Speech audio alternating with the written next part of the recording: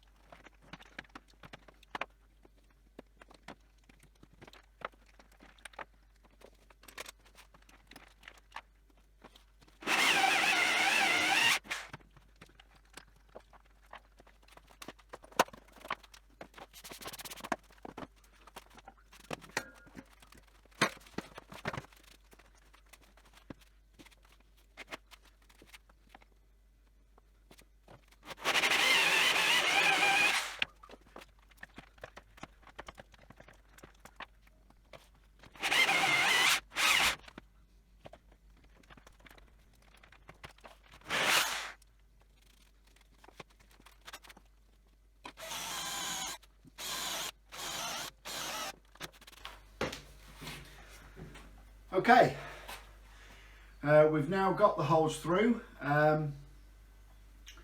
We need to just do some tidying up. The actual centre hole isn't quite straight, so I need to do a bit of tidying on that. But apart from that, I think we'll be in good shape. So I'll get these tidied up, and then we can see if we can get the actual shafts through. Right, we've got all of the holes through, but as you can see from this angle, we've got a slight problem in that the alignment isn't quite right. So I'm going to have to do a bit of work on this to get these aligned by actually filing out, I think, part of the hole and just move it till they're level. Have to do that with all of the 4 smaller holes. Now when we actually bolt it together, then we can actually fix the position so we make sure it runs true. But I think we're going to have to make a few adjustments. Drilling vertically in a straight line without a pillar drill, which obviously would have been the perfect solution, is incredibly difficult, and obviously I can see now that I'm going to have a bit of extra work to do. So I'll go ahead and basically file out these holes to the point where I can get everything level and lined up. But the actual axle does fit quite happily, and that does look to the point where I can get it straight. So I think we're going to be okay with that. We've just got to make some of these holes in the wheel slightly adjustable and rely on the principle of clamping the flanges to the wheel tightly. Maybe even make a small recess to sink the flange into when it's all absolutely straight. But I'll worry about that in a bit.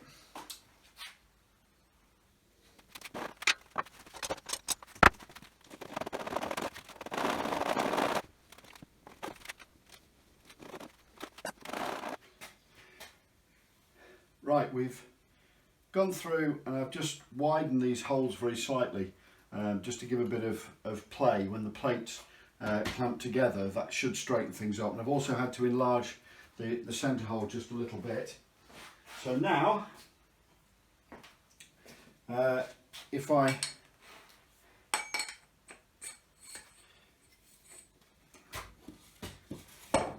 put the flange through,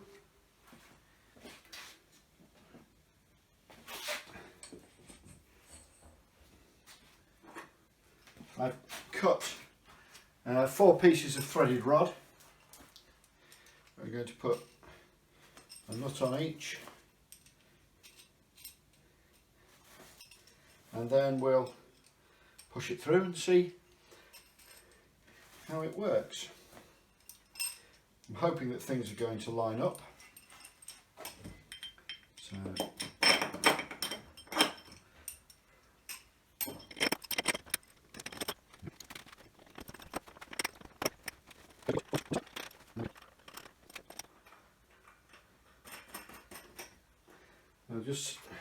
just sitting like that, the shaft turns quite freely, which I'm pleased about.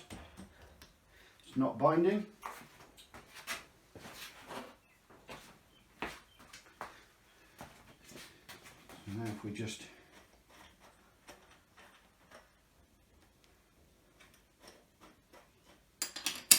tighten these studs up.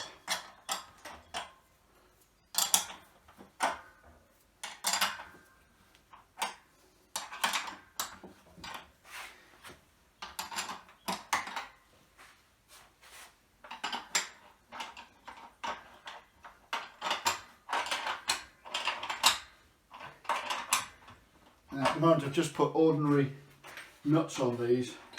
I haven't got any lock nuts or nylocks that will fit, but what I'll do is I'll stick, when I'm happy that it's all right, I'll stick a second nut on each of them, just to act as a lock nut.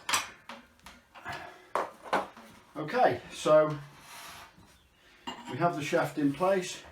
It still turns pretty freely. So now what I'll do is, I think, drop it onto the frame, and then we can see whether it's actually balanced or not. This is probably the scariest part of it, because if it wobbles by any great amount, then it will become unstable. So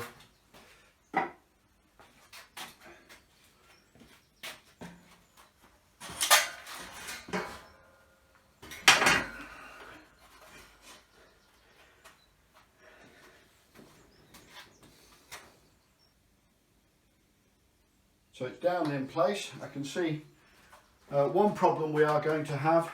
These end brackets are far too close to the wheel, but I have got to lift it up. So let's just temporarily drop these pillow blocks in.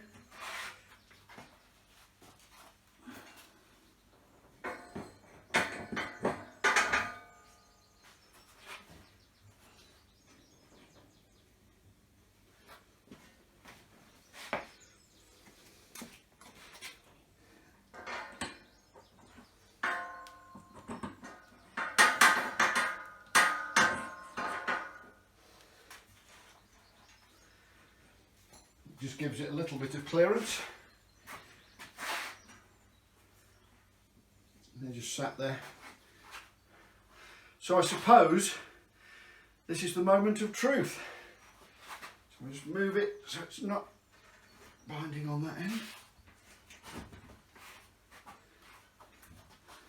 Not binding on the other end.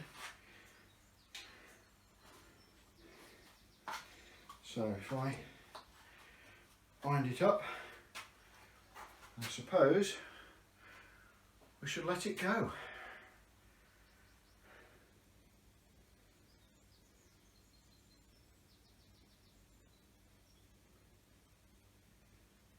I have to say, I'm really pleased with that. That is smoother and better than I'd ever thought. I'm absolutely delighted. Okay, I've got to move some brackets because obviously the rope is going to fall down that end, so the bottom bracket's in the way. But of course, if you look at the diagram, I had actually put them on the side pieces, so I think they're going to end up across there. So, but that's worth all the effort just to see that turning like that. And it's not dropping very much. Now, whether that's a problem, whether that shows that there isn't enough weight differential between this side of the wheel and the heavy side. But then if I think about what happens when a rope breaks, you're in the situation where the bell can ring for 5 minutes sometimes. So I think I think it's time for a cup of coffee.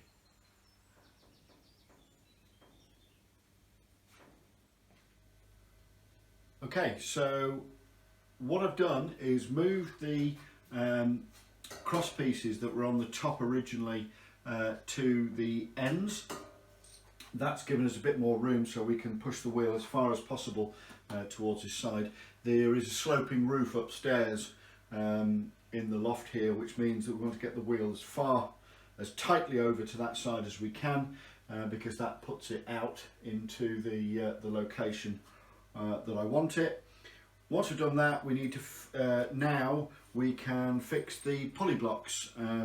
It's straight bolt them into the slats in the top of the uni strut. Then we can centre the wheel on the axle. Once that's done, we can then look at fitting the pulley. So that's next.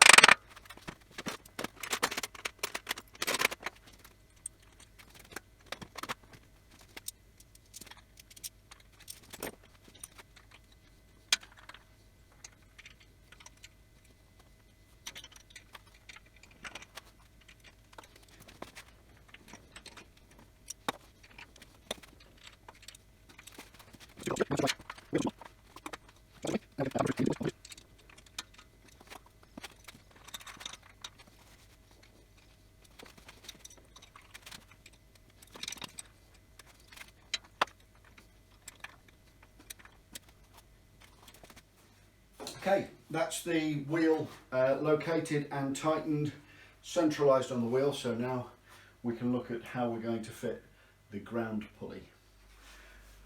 Right, so when it comes to the ground pulley, we need to mount it somewhere around this sort of position. It will be just behind the hole in the floor, but it's got to be out of the way because the sally is actually going to come up through the hole and onto the wheel, and we don't want it catching. So the inside of the wheel is there, so that's going to be the edge position of the sally. So we're going to look at something like there, I would say, for the ground pulley. So if we put a couple of zebs in here, move them along.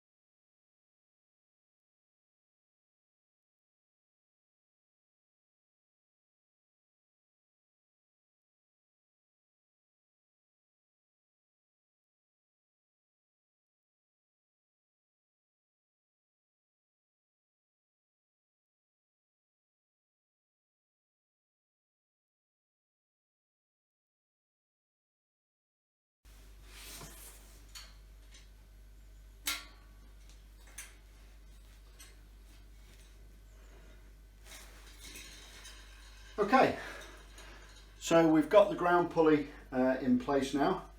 Now, one thing I haven't mentioned at all at this point is what we're going to do about a stay.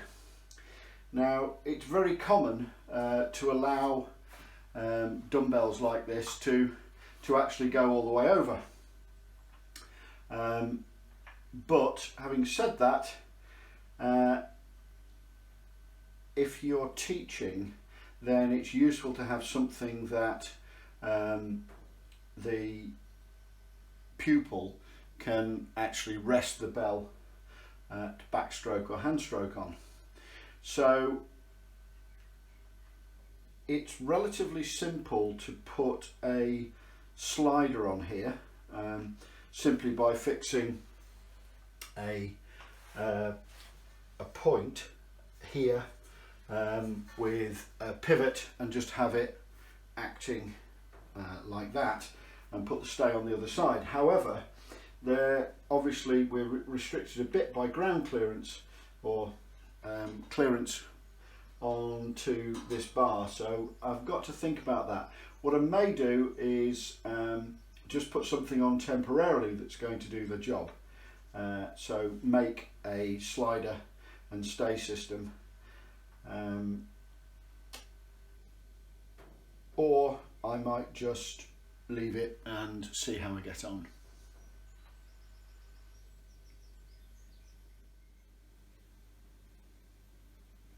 Right, we've finished the main assembly. We have the wheel on the frame, we've got the ground pulley in place. I haven't done a stay at this point. I think I'm going to leave that until it's in situ, and then if I need to put one on, or if I want to put one on, then I can do it there. So the only thing we've got left is to consider the rope. Now obviously you can't do the final fix of the rope until it is in position, because it's going to be quite critical where the sally falls below the ceiling.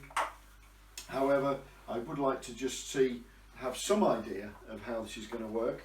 So if we work on the principle that the position of the sally would be about here when you're when it's stood at hand stroke, then it would be sensible to say that the distance from there to the roof is about here. If the bell has been pulled round and is stood at hand stroke, the rope would then be at the bottom of the wheel at sort of 12 o'clock. So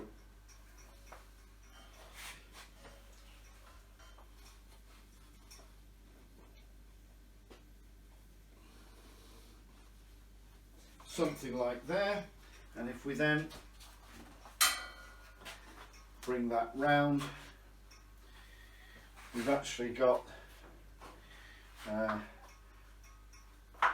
rope fixing point about here. So in fact we could drill a true garter hole here and go through, but I'd rather at this moment in time, I think, wait until we've got it in the loft and just fix the rope onto the wheel itself with a P-clip, because then when we go the other way we will see that the sally, as we expected on the diagram, actually finishes at the top of the wheel at backstroke.